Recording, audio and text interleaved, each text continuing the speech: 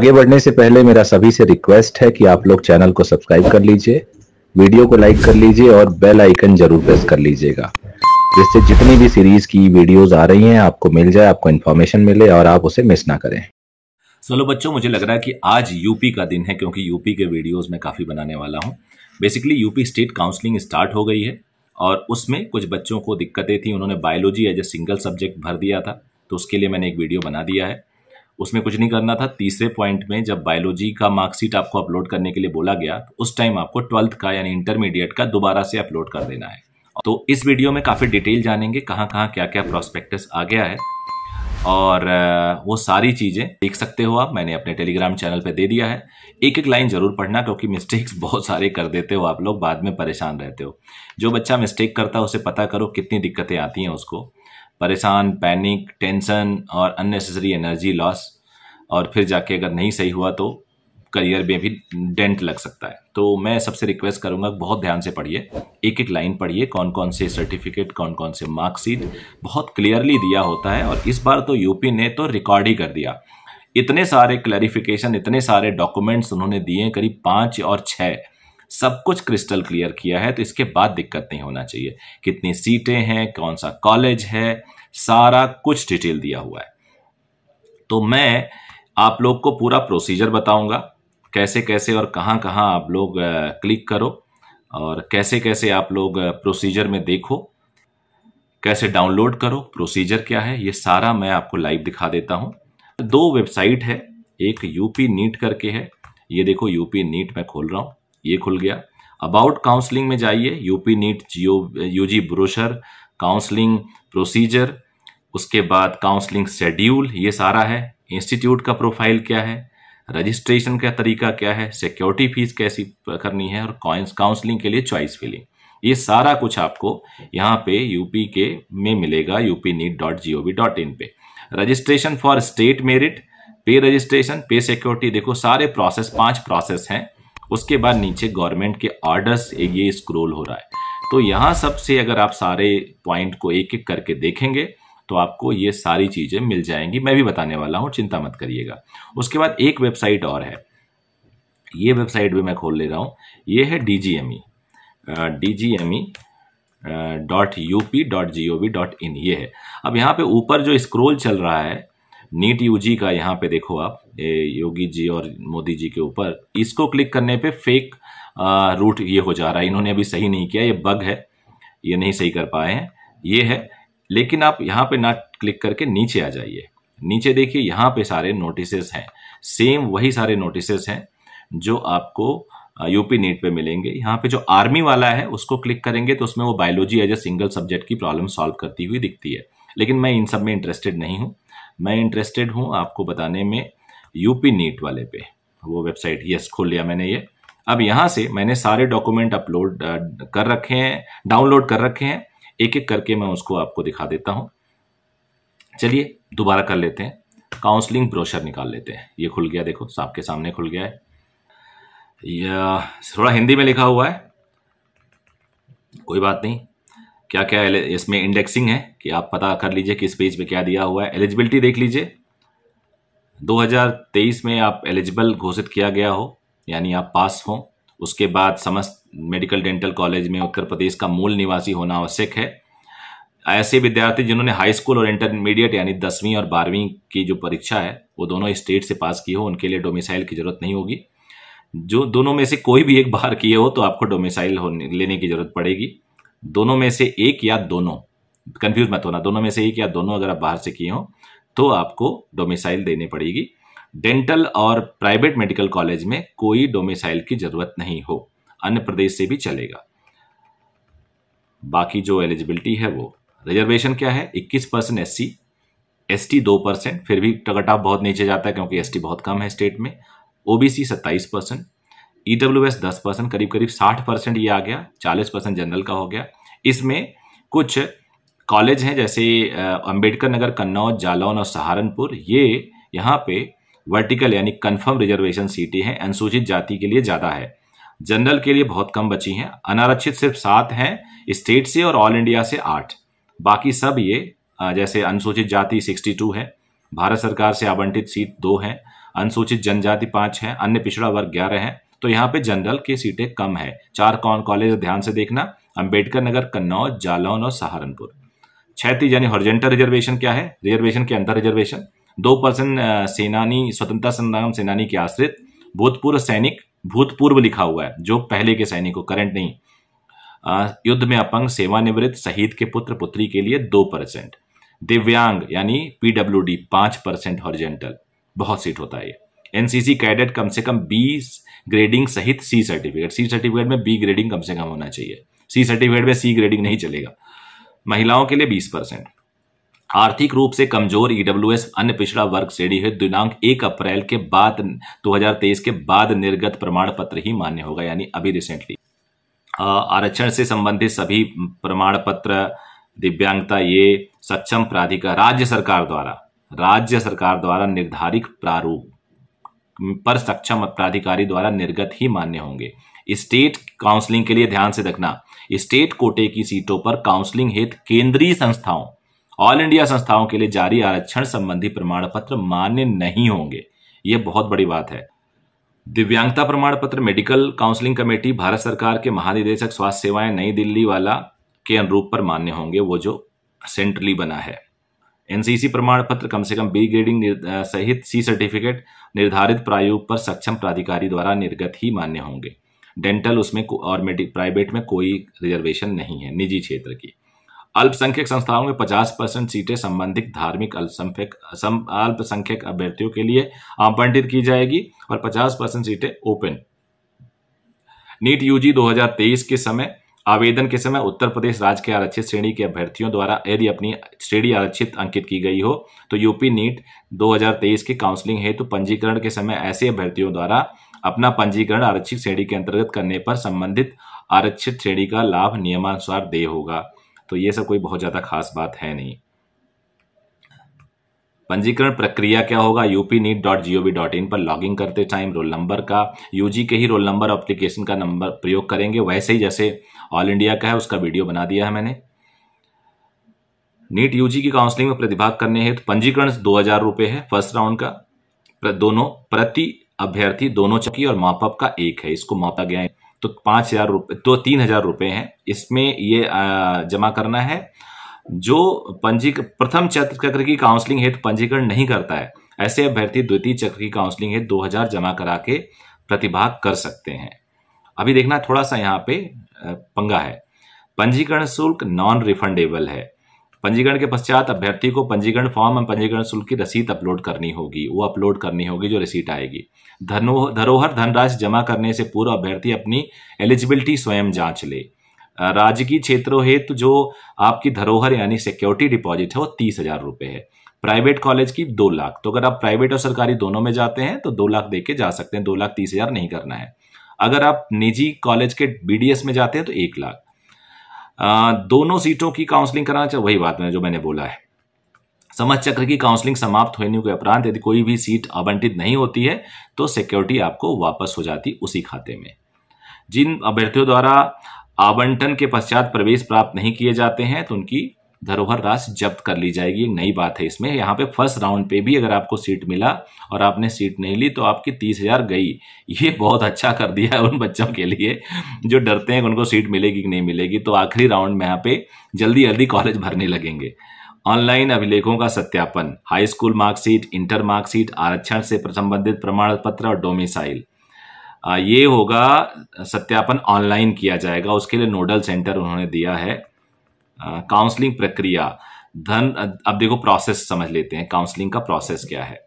धरोहर धनराशि जमा करने के पश्चात अभ्यर्थी को चॉइस फिलिंग करना होगा। चॉइस फिलिंग हेतु विकल्पों के सभी विकल्पों का चयन हेतु आप स्वतंत्र है, कुछ भी आप ले सकते हैं। जैसे मैं बहुत बताता रहता हूं, अभ्यर्थी द्वारा चयनित विकल्पों के क्रम में अपने रैंक के अनुसार उपलब्ध सीट का आवंटन किया जाएगा। रैंक वाले को पहली प्रायोरिटी दी जाएगी, टॉप रैंक को, उसके सारे ऑप्शन को देखा जाएगा, फिर दूसरे वाले बच्चे को, फिर उसके सारे ऑप्शन को, फिर तीसरे रैंक वाले बच्चे को, उसके ऑप्शन को, ऐसे करके नीचे चलेंगे, ऊपर से नीचे जाएंगे, ऊपर रैंक वाले बच्चे से नीचे रैंक वाले बच्चे पे जाएंगे। स्टेट रैंकिंग में जो फर्स्ट होगा उसको पहले देखा जाएगा, फिर दूसरे को, फिर तीसरे को, इस तरह से।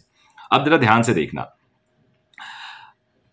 प्रथम चक्र यानी फर्स्ट राउंड पे भी एडमिशन करना अनिवार्य होगा, अन्यथा सिक्योरिटी जब्त कर ली जाएगी। ये एक ऑल इंडिया से अलग है।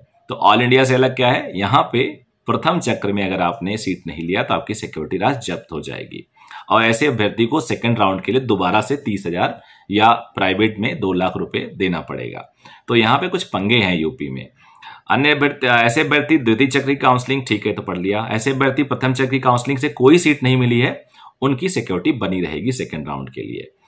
मैं इसे पढ़ चुका हूं इसलिए बता रहा हूं। पुनरावंटन है तो अभ्यर्थी प्रथम चक्र की काउंसलिंग से प्रवेशी सीट का विकल्प द्वितीय चक्र में ना भरे। देखो पुनरावंटन यानी आपको अपग्रेड करना है।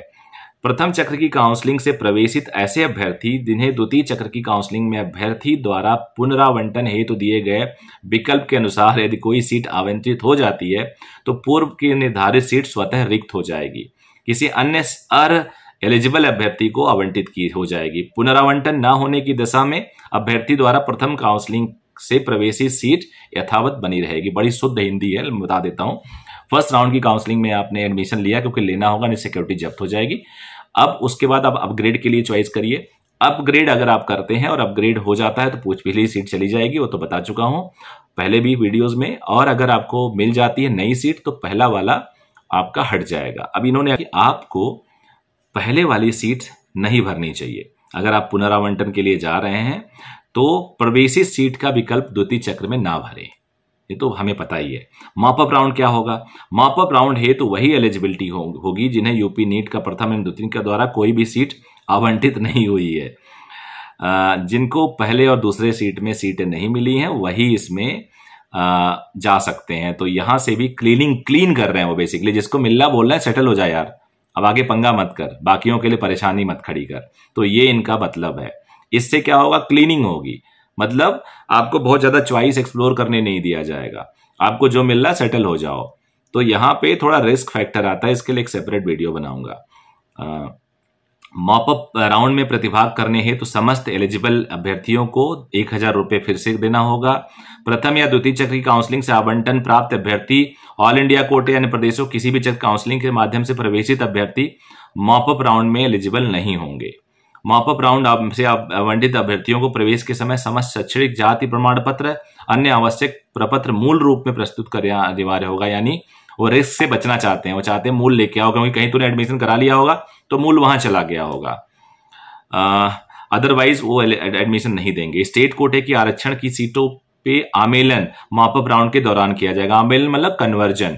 अगर वो बच्चा नहीं मिला तो उसको उस सीट में कन्वर्ट कर दिया जाएगा। जैसे कि पीडब्ल्यूडी है, अब पीडब्ल्यूडी के 5% सीटें हैं। मान लो एसटी कैटेगरी का पीडब्ल्यूडी में 2 सीट बची हुई है। अब पीडब्ल्यूडी का कोई बच्चा ही नहीं है तो एसटी कैटेगरी के नॉर्मल बच्चों को दे दिया जाएगा। मान लो गर्ल्स की 2 सीटें बची हुई हैं एससी में, अब एससी में कोई लड़की बची नहीं तो लड़कों को दे दी जाएगी। ये हॉरिजॉन्टल रिजर्वेशन इसको कहते हैं, इसे कन्वर्जन कहते हैं सीट ना मिलने की दशा में। मान लो जनरल कैटेगरी में पीडब्ल्यूडी की 5 सीटें बची हैं, बच्चा 1 है तो 1 को देने के बाद जो 4 सीटें हैं वो जनरल वालों को दे दी जाएगी, इसे कहते हैं। तो काफी सारे पेजेस हैं। प्रवेश प्रक्रिया, अब क्या क्या आपको डॉक्यूमेंट लेके जाने होंगे प्रवेश के समय? आवंटन पत्र की कॉपी, नीट यूजी 2023 का प्रवेश कार्ड या स्कोर कार्ड, हाई स्कूल और इंटर की मार्कशीट तथा प्रमाण पत्र। अब देखो मार्कशीट अलग होता है और प्रमाण पत्र सर्टिफिकेट अलग होता है। अभी शायद एक होने लगा है, मेरे टाइम में तो हम हिंदी में उसको कहते थे मार्कशीट और एक सनद कहते थे सर्टिफिकेट को। तो मार्कशीट और सर्टिफिकेट अलग अलग आता था। अब अगर एक है तो एक ही माना जाएगा, नहीं तो अलग अलग पहले आता था। सामान्य निवास प्रमाण पत्र, मूल निवास प्रमाण पत्र उत्तर प्रदेश सरकार द्वारा निर्धारित, ये जनरली जो 11वीं 12वीं इसी स्टेट से किए हैं उनके लिए जरूरत नहीं है। आरक्षण संबंधी प्रमाण पत्र जो उत्तर प्रदेश सरकार का होना चाहिए। प्रवेश के पहचान पत्र की छाया प्रति, आधार, ड्राइविंग लाइसेंस, ये छाया प्रति कहा है, आप ओरिजिनल लेके जाना। प्रवेश के समय अभ्यर्थी को समस्त अभिलेख मूल रूप में, देखो अब नीचे मूल रूप भी लिख दिया, वह सेल्फ अटेस्टेड जमा करना होगा। प्रवेश के समय मूल अभिलेख ना होने या सत्यापन में गलत पाए जाने पर आवंटन निरस्त कर दिया जाएगा। तो ये सब थोड़ा सा मतलब यहां पे गलती होने से भी कोई आपको नहीं माना जाएगा, दंड दिया जाएगा। त्याग पत्र क्या है, रेजिग्नेशन क्या है, इसके बारे में वही एलिजिबल होंगे जिनके द्वारा आवंटन के पश्चात प्रवेश प्रक्रिया पूर्ण की गई हो। अभ्यर्थी द्वारा प्रवेश प्रक्रिया जिस कॉलेज सेंटर पर संपन्न की गई हो उसी सेंटर पर अभ्यर्थी को व्यक्तिगत रूप से उपस्थित होकर त्यागपत्र देना पड़ेगा। मेडिकल यानी आपको सीट नहीं मिली है, आप नहीं लेना चाहते हो तो वहीं पे जाइए और वहीं सेंटर पे त्यागपत्र दीजिए। Medical dental college nodal centre के प्रभारी अधिकारी समस्त त्यागपत्र एनसीसी के NIC के पोर्टल पर निर्धारित समयांतर्गत अपलोड करेंगे, यानी वो बताएंगे NIC के वेबसाइट पे कि कौन कौन बच्चा निकल गया, जिससे अगले राउंड की सीटों को क्लियरली बताया जा सके कितनी खाली हैं। कोई अभ्यर्थी प्रथम चक्र की काउंसलिंग से आवंटित होकर प्रदेश के किसी भी राज्य की निजी क्षेत्र की मेडिकल कॉलेज की सीट पर प्रवेश प्राप्त कर लेता है।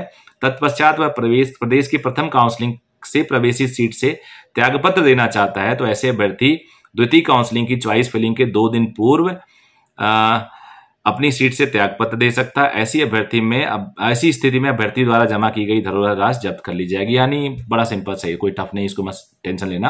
अगर आपको सीट मिल गया फर्स्ट राउंड से और आपको द्वितीय राउंड में जाना है और इसको छोड़ देना है तो 2 दिन पहले द्वितीय राउंड के जो शुरू होता है उससे 2 दिन पहले तक आप रिजाइन कर सकते हैं जाके। 2 दिन पहले तक आपकी सीटों मानी जाएगी है। अगर आपने रिजाइन नहीं किया जाके तो मानी जाएगी, आप फिर आपको काउंसलिंग से वो बाहर कर सकते हैं। अब ये राजकीय क्षेत्र के मेडिकल डेंटल के द्वितीय चक्र की काउंसलिंग समाप्त होने के पश्चात प्रथम एवं द्वितीय चक्र से प्रवेशित किसी भी अभ्यर्थी को सीट रिक्त करने की अनुमति नहीं दी जाएगी। ये थोड़ा इंटरेस्टिंग है, ये आप इंटरेस्टिंग चीजें देख रहे हैं और मैं यहाँ पे आपको जो बताने वाला हूँ काफी इंटरेस्टिंग है।